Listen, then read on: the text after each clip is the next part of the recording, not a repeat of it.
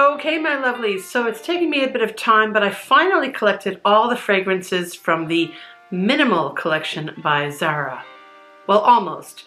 There is one that I don't have, which is the Blanc à Porter, but from what I understand, I'm not missing much there because it's kind of a scent made to enhance other fragrances. It's a layered amplifier, if you will. It's got ambrette, bergamot, and cashmere wood in it. And I think you can get away with using, you know, some of the eccentric molecules or Iso Super E or ambrette or any of those. And actually, I recommend a Polish perfumer you can find on eBay or Etsy. And I think the name is Independent Warsaw, and they sell very affordable amplifier type fragrances. Check them out. Gosh darn it, Zara really is a fast fragrance house because the fragrances I'm going to talk about today, I can't find them online in the Japanese store anymore. I don't know if they're coming back or if that's a temporary situation, but I also was in Korea recently and I went to the flagship store and they had very little in the way of perfume. So I apologize if the scents I'm going to talk about today are no longer available in your store wherever you may be. Hopefully they are though. I mean, that would be really fast because it seems like these just came out, but you know, I'm old. Time passes very quickly for me. Ugh. And speaking of Korea, before I proceed with quick reviews of the 8 EDP fragrances in this line, let me share with you some great smelling goodies I picked up over the holidays. Yes, I did get back a while ago now, but one of the things I brought back with me was a very bad chest cold. I've been out for almost 2 weeks with it. It takes a long time to heal. I'm better now for the most part, and thankfully I had some pre-recorded YouTube content for you to enjoy. Hopefully you did see that. So of course I got the regular foodie stuff that you have to get when you're in Korea, like these local snacks with sort of honey, nuts, and seeds, or tons of, you know, kimchi flavor. Flavor's delicious in Japan too, but I love I guess the sesame oil and salt's really nice, but I got these kimchi ones. They're just like from the duty free, but I have some more as well. And, you know, little snacks and things that you can't really find outside of Korea that easily. And at duty free, I picked up some Moroccan oil this time. I think a lot of people know what this is. It's just a nice quality hair oil that's made from argan oil, which you can get cheaper in different formats, but I really like this original formula. It's good for my very dry old hair, and I think you can probably put it on your skin too. Why not? And then I got something from Officine Universelle Bully 1803. This is a very bougie apothecary type French brand that smells very vegetal for most of their stuff. It is pricey, but it's beautifully presented.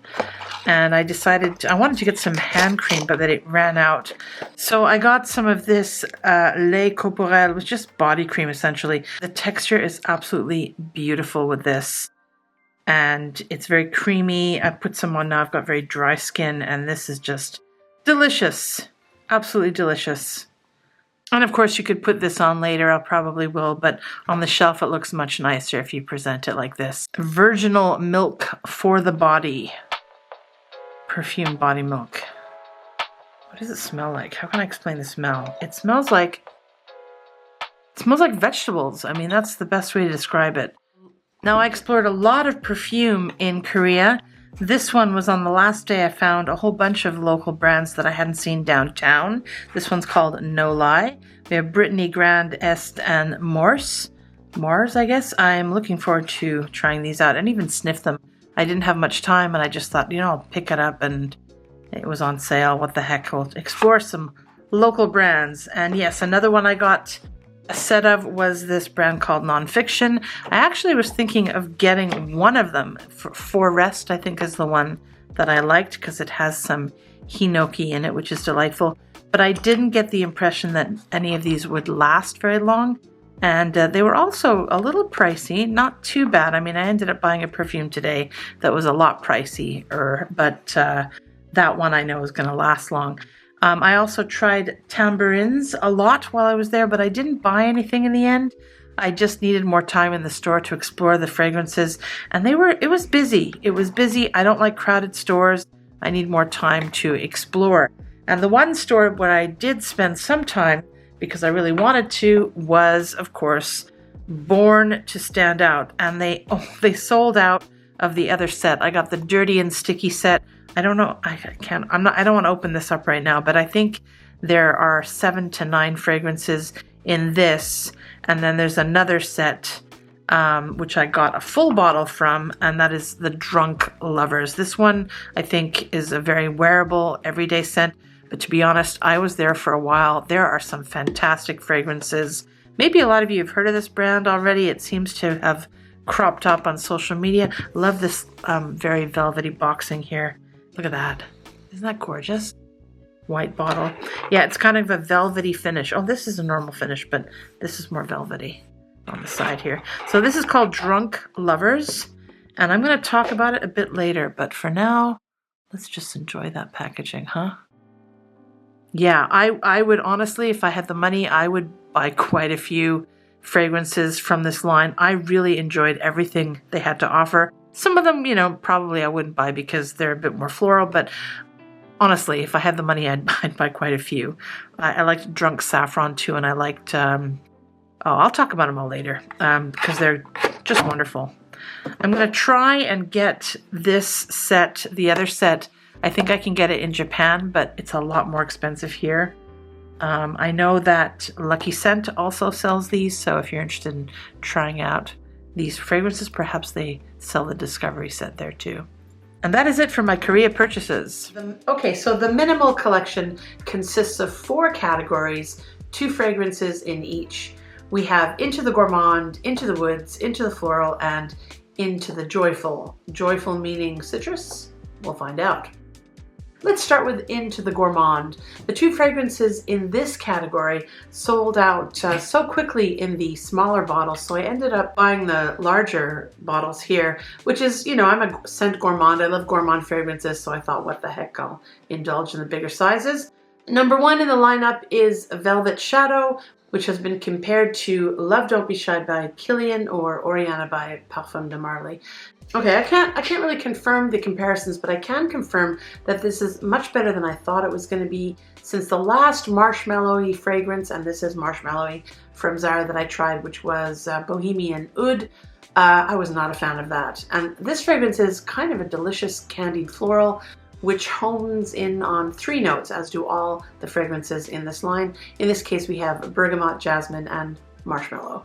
And I think there's some orange and berries in here too, which I do like. It's sweet, but not too juvenile or sticky, probably because it's fluffy and powdery soft, as well as a bit musky. Yeah, the jasmine brings its own unique oomph to the party. It's a little bit dirty and sweaty, but that's how I like it.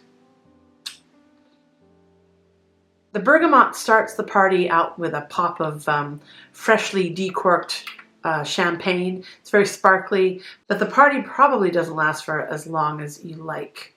None in this minimal collection last really long, I feel. They don't really perform that well. So it's a traditionally lackluster brand, I think. There have been exceptions, but if you like gourmands and cost is important to you, this is full bottle worthy, I feel. But yeah, at the end of the day, I think it is a little too marshmallow for my taste. I'm probably going to get sick of it, but for now I'm enjoying it.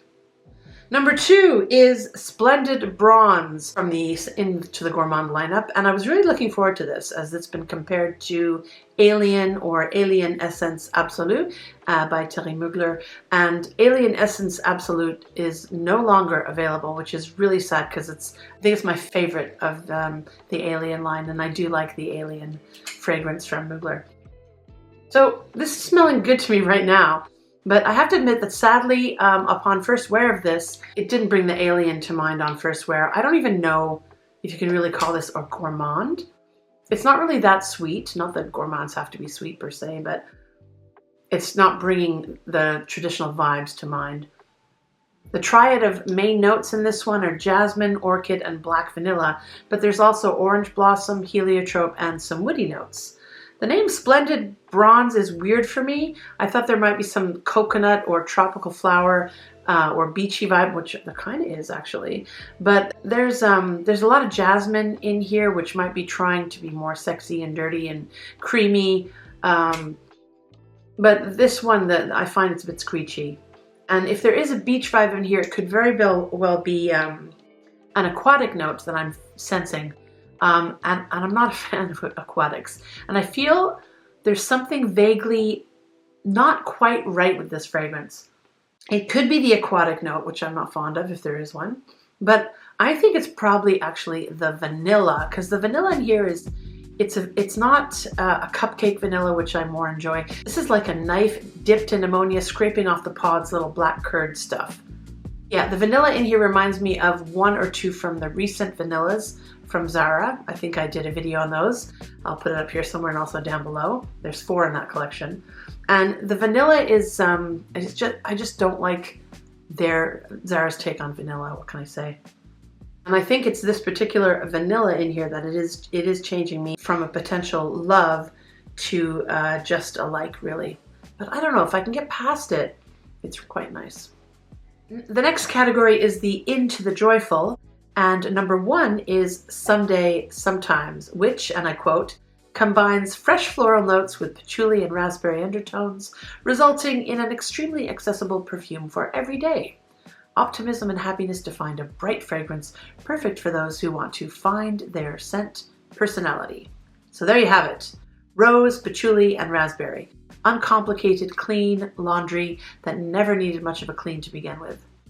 A boring tale, you would think, but actually the rose in here is fresh and crisp, and I could be wrong, but I get some pepper note in here. It's very snappy. The patchouli is appropriately restrained, and there's some sort of lovely unlisted wood melody going on at the very base. Maybe sandalwoody or fake sandalwood. The raspberry, which could easily be any other tart fruit to my nose, is very watery, fresh, and a little sour, and there's thankfully no sugary jamminess that would not match with this rose. I feel like I'm carrying a bouquet of roses as I skip through a forest on a cool and sunny day. This is above average Zara fare, and I'm not usually a fresh rose type of gal, so saying that I like this is saying something. I would not have regretted getting a bigger bottle of this. And yes, it is joyful. This reminds me of a previous Zara fragrance I reviewed on this channel a while back, but I've used up and my memory is not as good as it used to be. Maybe you can tell me, does it smell a bit like Fashionably London, which is screechier? This is more natural smelling. I like it. Okay, number 2 in the joyful collection is Les Heurs Passent. I previously mispronounced that. It's not Passent, it's Passent. The note triad here, bergamot, ginger, and tonka bean. But I do believe there's some amber and musky undertones as well. I like this one a heck of a lot less, at least at the opening. It's hard to do citrus top notes with budget materials, I think. This one does indeed carry that lemon detergent overtone with it. But I'll forgive it that. But it's not getting much better. I feel like there's a chemical spill going on in the ocean. I wish Les Heurs Passent would pass a little more quickly into the mid notes. No, I think we're embracing the smell of lemon mandarin peels mixed with weak old ginger shavings in a warm plastic bowl. I'm sorry, this is not for me. It does remind me of another Zara fragrance I'll talk about later, but not as bad as this, which is Sunrise on the Red Sand Dunes. Both my taste buds and my nostrils must say non merci to the chemical peel threat in my facial orifices. The next category is Into the Floral, and wouldn't you know it, we have stereotypical love and romance themed names to go along with them. Not my cup of tea, neither are florals for the most part in perfumery. Number 1 is True Amore. I guess it's Amore, it's spelled like the Italian word, amor, or love in English, I guess, which some have compared to Delina Exclusive and Flora Botanica by Balenciaga, which are 2 completely different fragrances, so I don't understand. But True Amore depicts, and I quote, an overflowing femininity of facets thanks to its floral accords over a delicate base of vetiver and frankincense. The result is a long-lasting scent, timeless and cheekily modern, that leaves behind a hypnotic footprint. Zara is getting poetic. I do like frankincense, but that is not one of the main notes, 3 main notes anyway here. Let us sniff. Okay, this is not terrible at all. I get grapefruit at the start, It's sour, but the rose is lending some offsetting sweetness. This fragrance is actually very rose forward, with the giant citrus playing more of a supporting role. It's very green, thanks to the vetiver. You know, again, I find myself liking fresh roses. Zara, how are you doing this? I'm a jammy rose gal. How are you making fresh roses so appealing to me? Better than the Christmas batch from Penhaligon's I reviewed last year, yet so much cheaper. Okay, well, I do know what they're doing here. The vetiver with the rose is suggesting actual rose stems. Creamy yet bitter, soft, yet you know there are sharp thorns in there somewhere. Perhaps the impression of thorns is given by that spicy resin at the base, which is frankincense. It's very faint, but it's there. This fragrance is very verdant and very fresh, not sweet, not terribly woody like the other rose scent we have earlier, which is, what was it, Some Days, Sometimes. This smells impressively natural again, or maybe that's because my nose was recently violated by Les Heurs Passent. This is Scent Gourmand approved, and Flora Botanica by Balenciaga, I guess, does bear some semblance to this one, but this gem gives much more stem. The second of the Into the Floral category is Spirited Romance. This one brought J'adore and Pure Poison by Dior to mind for some people, but I don't follow their thinking at all there. The triad of notes in this concoction is honeysuckle, a white flower bouquet, and white musk. There's also some fresh bergamot and some hyacinth. Yeah, maybe some rose and iris. It's appropriately delicate smelling, a pretty day scent that's probably not very long lasting. Really, there's nothing either terrible or wonderful to say about this. It smells nice. Nothing to write home about though, in my opinion. So yeah, I pass on this. Okay, just two more now from the Into the Woods category. First we have By Love, which reminds some people of YSL's L'Interdit or Garden by Dolce & Gabbana. I don't know this fragrances, but I suspect I'll probably disagree with them based on dupes mentioned so far in this video. Oh yeah, This is pretty. We have a sandalwood base in here, which you might expect from the category, dirtied up with some patchouli and very velvety rose. This smells good.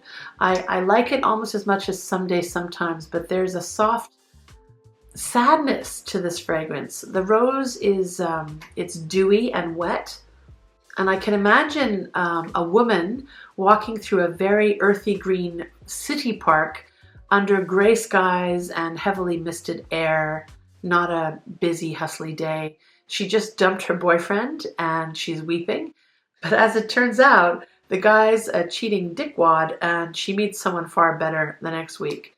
So the name is apt. And the sadness in these bottled tears is serene, calm, cool, and pretty. I like it. Recommend. Especially for the price of these, you know? Okay, last is Nobody Knows, which some say resembles an earlier Zara release called Ebony Wood, a dupe for Jo Malone's Sage and Sea Salt. And I've smelled that, and this is not that. Some have also brought up Thé Noir by Le Labo, but I don't know about that one. Okay, so Nobody Knows is an intense, it's an intense experience of cassis, rose, and ebony, and I admit I have had a hard time getting to know this one.